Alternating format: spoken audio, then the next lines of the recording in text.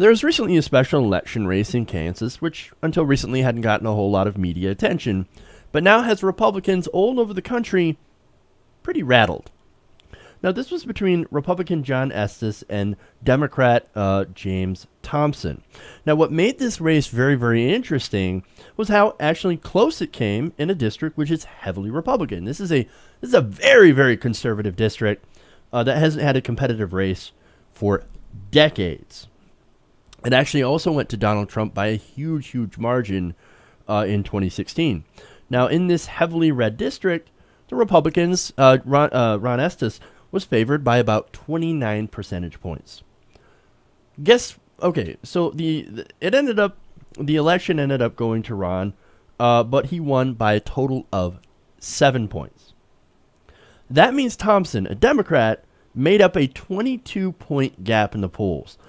That is huge. Now, Washington conventional wisdom, for one, says, hey, look, if you run as a center-right candidate in some of these heavy Republican areas, then you're going to have a better chance of winning Republican districts, right? I mean, you got to appeal to the conservatives. You got to start running to the right if you want to win.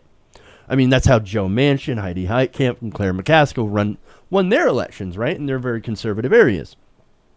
So that must be why Thompson made up a 22-point gap, right? Wrong. Mm-hmm. Thompson ran as a Bernie Sanders Democrat, a Berniecrat. In fact, he said, quote, "I'm totally new to politics, but I was inspired to run by Bernie and on his positions." He said, "After the election, I decided to get out from behind my Facebook keyboard and try to make a difference. So I decided to run for office." Now, he ran in the very conservative 4th District. Again, incredibly staunchly Republican area. And according to the polls, Estes was ahead by 24 points back in March. However, internal polling done by Republican firms indicated that the lead narrowed to about 1 percentage points just several days before the election. That had Republicans incredibly scared. So what do? When Republicans get scared, they turn to the money masters, which basically flood the area with cash. They turned to the Koch brothers, and they even turned to Donald Trump to record a robocall. In fact, this is what President Trump had to say. President Donald Trump, and I have something big to tell you. This Tuesday, April 11th, there is a very important special election for Congress in Kansas. On Tuesday, Republican Ron Estes needs your vote and needs it badly. Ron is a conservative leader who's going to work with me to make America great again. We're going to do things really great for our country. Our country needs help. Ron is going to be helping us big league. But I need Republicans like Ron Estes to help me get the job done. This is an important election. There's really few very much more important, and I need your vote for Ron Estes on Tuesday. So, April 11th, Tuesday, please join me in supporting Republican Ron Estes for Congress. He's going to help me do a really, really good job for our country. Thank you very much. He's going to do a really, really good job. Not great, but just really, really good for the country. And we're going to do things really great together. So it's pretty bad when you had to get all the Koch money in there, the millions of dollars of Koch money, and the president to try to defend a heavily conservative district against a Bernie Sanders guy. I mean, look, 7%, that's not a blowout. However, making up a 22-point lead is nothing short of amazing. Even though he lost, Thompson essentially put the fear in him. Well, the tides are turning. Yeah. I mean, and not only that, but I mean, it's worth pointing out, and I know you pointed out, but I mean, Kansas is potentially the most conservative place in the country. I mean, when you think about it, and I know that's a tough measure to make, and that's a really tough determination to make, and there really is no clear answer. But I mean, Kansas is home of the Westboro Baptist Church. Kansas is home to very staunch Republicanism. The blue dots in Kansas are very small. You got Lawrence, and to the best of my knowledge, that's about it. And I mean, I'm no authority more so than anyone else, but I've also, traveled the highways for many years, 45 weeks a year. So, Many I've years. seen pretty much every nook and cranny of this country almost. Kansas, oddly enough, one of the few states I've never played. But uh, but yeah, I mean, the fact that that's happening there, and it just proves how the message of true populism goes beyond the left-right paradigms that the media has been shoving down our throats for so many years. And Bernie Sanders proves that at his town halls, too. Yeah. And it's too bad that MSNBC either isn't smart enough or doesn't give a shit to make that association and to say, look at how this populism is connecting. Look at how this message is connecting in the reddest of areas. Look at this town hall full of people in a conservative districts cheering for universal health care, crying because they don't have access to clean drinking water and they want to see fracking go away. And this is Bernie's message. This could win nationwide. This could sweep nationwide. You don't really hear those reports on MSNBC, and I know some people in the comment section get on our case when we get on MSNBC's case, but you know what? It's warranted because this is happening, and they're not telling people that it's happening. Right. They're reporting on the town halls. I'll give them that much. But they are really underplaying how revolutionary this is. And the only reason they're having Bernie is because of ratings. They're not having him because they know that this is happening. And there wasn't a lot of news reports on how progressive his positions actually were, or any really sort of nod to the fact that these progressive ideas play well in places, even places like Kansas. You had some experts, all they were looking at is horse race, right? In fact, you had Washburn University political scientist Bob Beatty telling the Associated Press, Republicans nationally should be very worried about this race. It's remarkable that Thompson got this close. Really no mention of why he got close.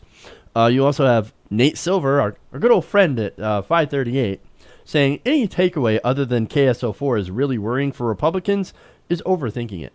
The one person, I got to give credit to this guy. This is a Washington Post writer, Dave Weigel. Tweeted out, a pro-choice Berniecrat gave Republicans their toughest fight in KSO4 since 1994. So that's, at least he mentioned that he's a Bernie Sanders Democrat. Now, Sally Kapoor tweets, if House Republicans in moderate districts are spooked by Obamacare repeal, now wait till they learn that ruby red districts are competitive. Tom Bonnier, that's a strange name. Maybe I said it wrong. Said there are over 100 Republicans sitting in districts that wouldn't have been heavily GOP enough to overcome the D swing we saw in Kansas City right now. Or in Kansas, sorry, not Kansas City. Matthew Iglesias says the House Republicans in seats where Trump was below 50% might want to think about these Kansas numbers before casting their next CRA vote. But what a lot of them seem to be missing is why. The policies. It's about the policies, stupid. Let's focus on progressive policies because even those play in these places. Because, look, common sense isn't necessarily a liberal idea. Common sense is common sense.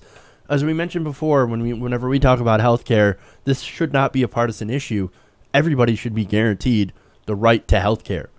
Why do we think this is a political issue in this country? I have no idea. But Democrats, pay attention, okay?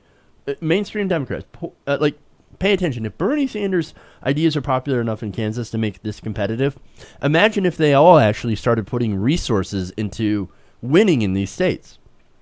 This is what the real resistance looks like.